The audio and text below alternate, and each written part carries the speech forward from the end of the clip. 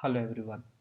In this video, we are going to learn about data analysis which we have done on Stack Overflow dataset. Stack Overflow is the largest online community for developers to learn, share their programming knowledge, and many programmers around their world try to answer those queries which are posted in Stack Overflow website. Coming to our data analysis, we first imported some inbuilt analysis library function which we need for performing data analysis, such as OS, struct, pandas, mat, numpy, matplot, and so on.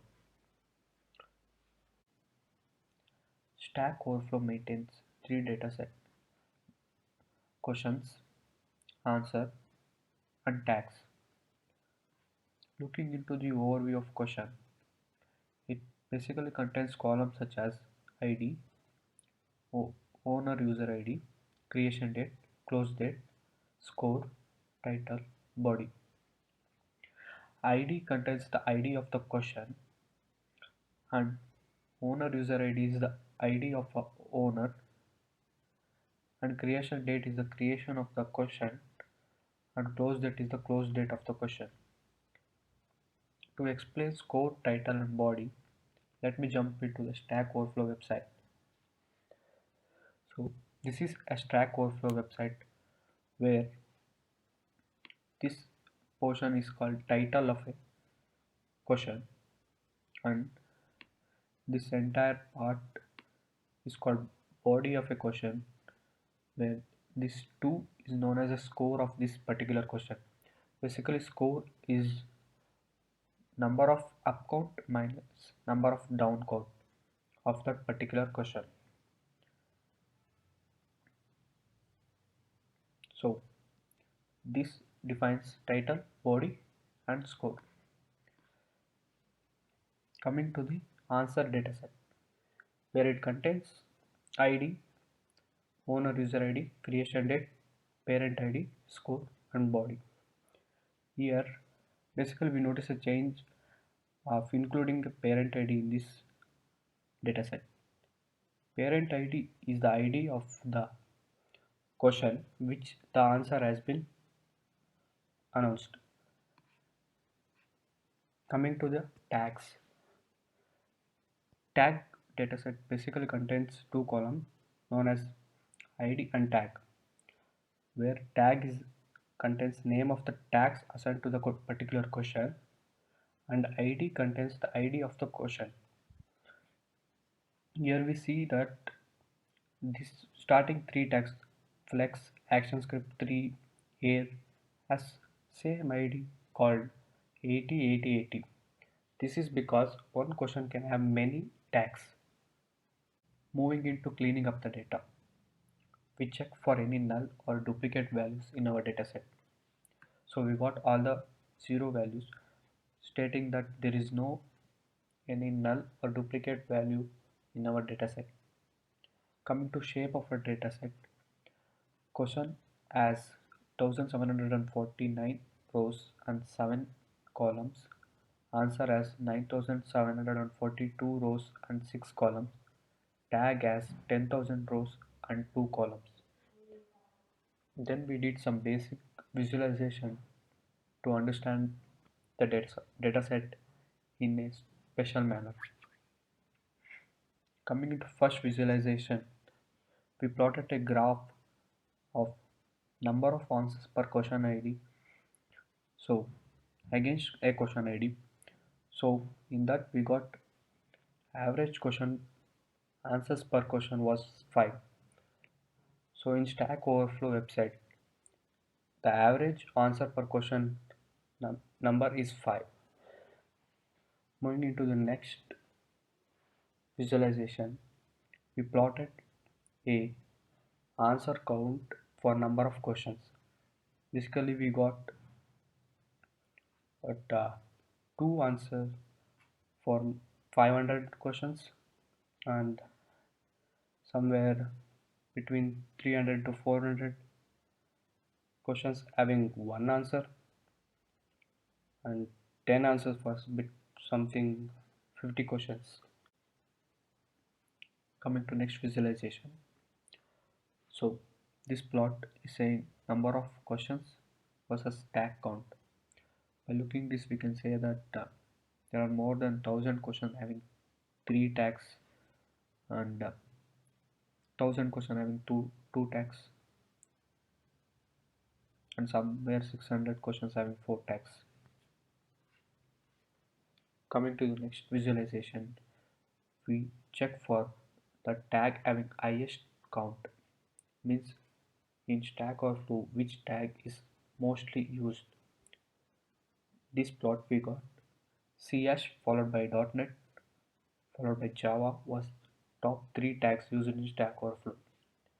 That is C# around 400 times in our dataset and .NET about 370 times and Java about 250 times. To perform our data analysis, basically we first join all the tags having same ID to same row, like Flux, ActionScript and Air have same ID 80. We combined it to a single row, and then we deleted some unwanted column in question answer script dataset, that is owner user ID, creation date and close date. Then we merged the question dataset with tag dataset to perform the operation.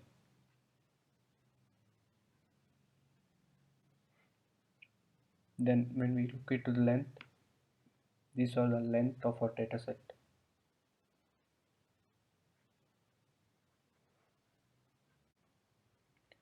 This is the plot of number of tag versus number of question. So 1089 question add 1 tag and some 1008 question add 4 tag and so on. Coming into basic statistical operation, we perform some statistical operations such as mean, median and standard deviation on score column. In question dataset, the score column add mean of 20.02, median of 5.0 and standard deviation of 46.45 something. And in answer dataset, the mean of the score was 10.59, median was 2.0,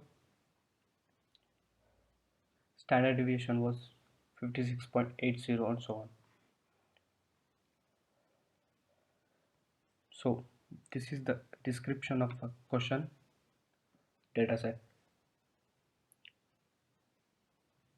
and we try to describe ID column where it has minimum value of ID was 90, and this is the description of an answer dataset.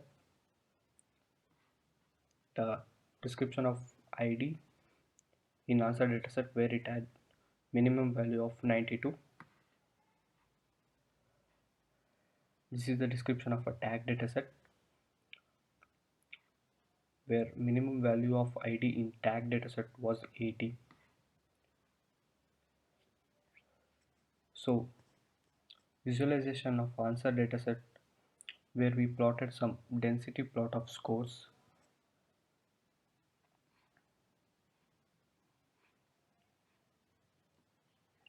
Coming into hypothesis testing. Hypothesis in this case, we consider null hypothesis as scores of question which were created between 2008 January 1 to 2008 October 1 is greater than mean of the total score, and our alternative hypothesis in this case was score are not greater than the mean of the total score.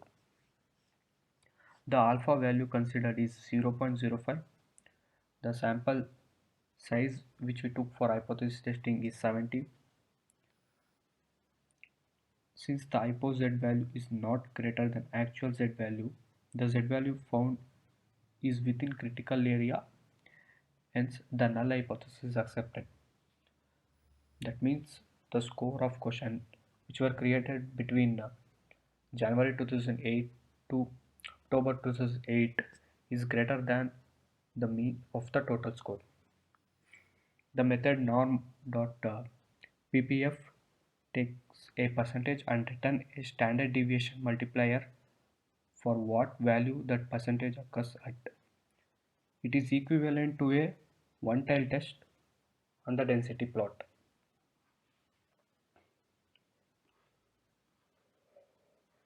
Moving into regression testing, we perform linear regression on scores. So this is visualization which we done on score and the count of a score. Basically, it was reaching a peak at 175. In question, the score at a maximum of value of 175, where question has difference between like and dislike. The maximum value was 175. Coming into answer, where the question has maximum like difference between like and dislike was greater than 2000. This is the plot of number of tag versus number of questions, where there is more number of questions having one tag, and this goes on decreasing. We perform logistic regression using training dataset and made some classification clustering. So these are the values of precision recall, F1 score and support value. So this is the confusion matrix which we obtained for the testing.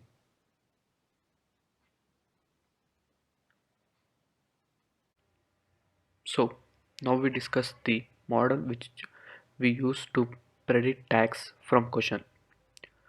At first we imported some basic libraries such as NumPy, Pandas, and coming here we imported the libraries of classifiers.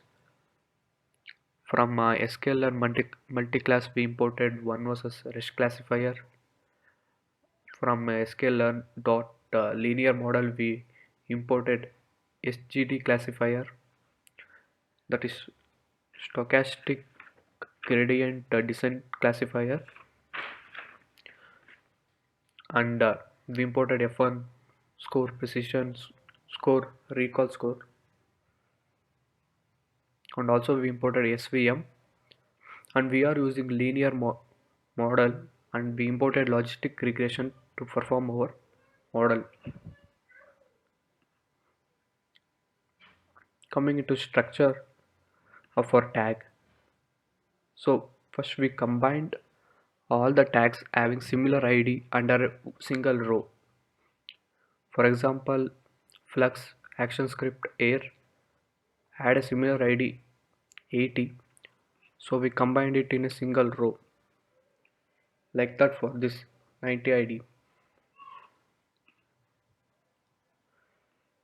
Then coming into question table, here we need basically two columns to perform our prediction, that is title and body. I will jump into Stack Overflow website to explain what title and body and what body contains. So this is one question which was posed in Stack Overflow. The title is using div tag to display text in HTML. So this is the title of this question, and from I am new to HTML, I know the tag defines a division or a section in HTML document. 2. Shouldn't we use some text display purpose tag like paragraph tag? So this is the entire body, where we can see body contains some question and some code. So in our model we do not use this code, so we remove code from the body. Here we can see that body The values are in paragraph tag. Then we merged the tag dataset with question dataset to get this table. After that, we do not need any ID, owner user ID, creation date, close date, score columns. So we drop it. So this is the final table after combining title with body and removing code from body section, and we name it as a question, and this is the tag. This is a table in which we integrated our x variable, that is question, and y variable, that is tags, into similar and a single table. Moving forward, we have to convert the tags into variable form, that is we are converting y to vector, where y variable states our tags. So this is all the tags which we had around 20,551 tags. So we are converting that into form of a vector. The shape of our table is it had around 30 lakh questions, sorry, 3 lakh question having 20,551 tags.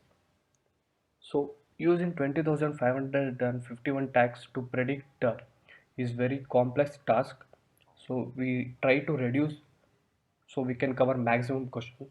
For that we first tried for 50 tags. For 50 tags we covered around 77 percentage of questions. So we go on increasing the tags. Somewhere around 200 we covered 97 percentage of questions. So the number of questions which are not covered by using those 200 tag was 20,000 7,890 out of total 3 lakh questions.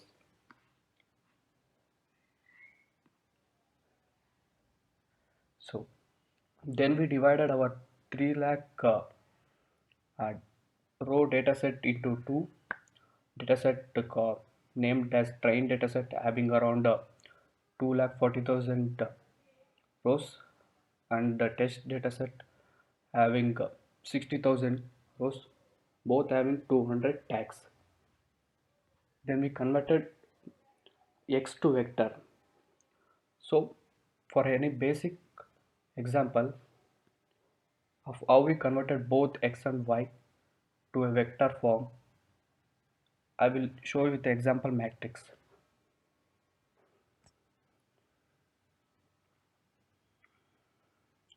So this is the example matrix where we converted our multi-class classification problem to a binary relevance problem. So basically our problem deals with a multi-class classification problem where it deals with classifying instances into one of three or more classes. A difference between multi-class classification and multi-label classification is that multi-class problem, the class are mutually exclusive, whereas for multi-label problems, each label represents a different classification task, but the tasks are somewhat related. So initially I said that we are using SGD classifier under logistic regression. So an SGD classifier, that is stochastic gradient descent classifier with loss log, implements logistic regression, where logistic regression is a statistical model that its basic form uses a logistic function to model a binary dependent variable, although many more complex existence exist. Like we are building our entire model into form of a binary. Logistic regression is estimating the parameters of a logistic model or form of a binary regression. Mathematically, a binary logistic model has a dependent variable with two possible values such as pass or fail, you can say true or false, which is also labeled as 0 and 1. So, and an independent variable called as predictor. Coming to this matrix, here there is x variable and y variable y1, y2, y3, y4, x from 1 to 5, where in this matrix let us consider an example that our x variable is the questions like question 1, question 2, question 3, question 4, question 5, and y variable is a tag 1, tag 2, tag 3, tag 4. Name this tag as an HTML tag and the CSS tag maybe. Let y2 be an HTML tag and y3 be CSS tag.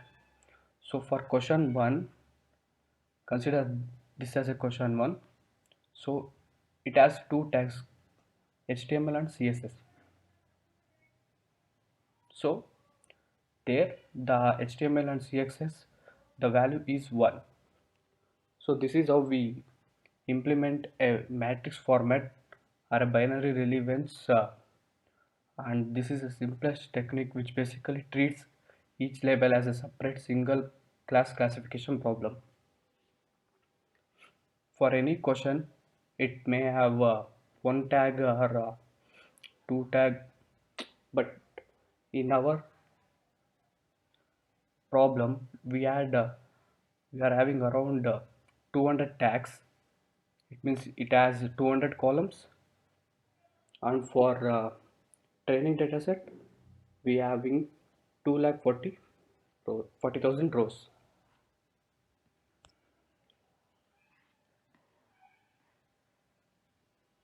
So this is the evolution matrix where these are the formulas for micro averaging precision and micro averaging recall, and this is the formula for Hamming loss. So if we run our model for a trained data set, we got the accuracy around 20.08% and micro F1 score around 0.37 and macro F1 score around 0.49, Hamming loss of 0.0062. These are the values of precision, recall, F1 score and support. So we can see that our accuracy is very low. This is because coming to matrix, if we predict around, we have around 200 columns. Say this is 0, 1, 1, 0 and all are zeros. If we predict any one column as 1, say example, if we predict y4 as also 1 instead of 0, then our entire question gets a false prediction. So, or say if we do this as 0, predict this as 0 instead of 1 around 200 columns, so our question gets a false prediction. So this is because our accuracy value is low.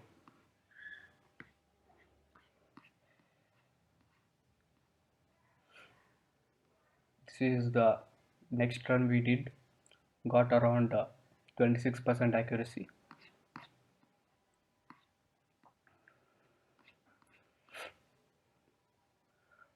So to increase the accuracy, we added more weight to title, like this title, which states using div tag to display text in HTML. If we give more weight and more detail to the title, we can predict tag like HTML or CSS, maybe web design, this kind of tag very easy. So we added more weight to the title. Then our accuracy increased about 3%. Later it was 27%. Now it is 30%.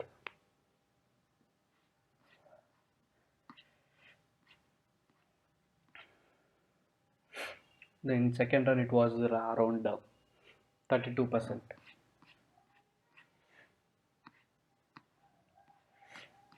These are the some test runs. So this is the output matrix which we obtained after running question. You can see that there is one tag tick for one, and somewhere here one, and here one. So this is the main reason where our accuracy fall down, because if we predict or from 200 tags, if we predict any one as wrong, the question will be considered as a false prediction. Therefore our accuracy is low. An average accuracy we got is around 33%. So this is the model which we prepared to predict the tags in Stack Overflow website for any given particular title and a body question. We predict what tags will it be assigned. Thank you.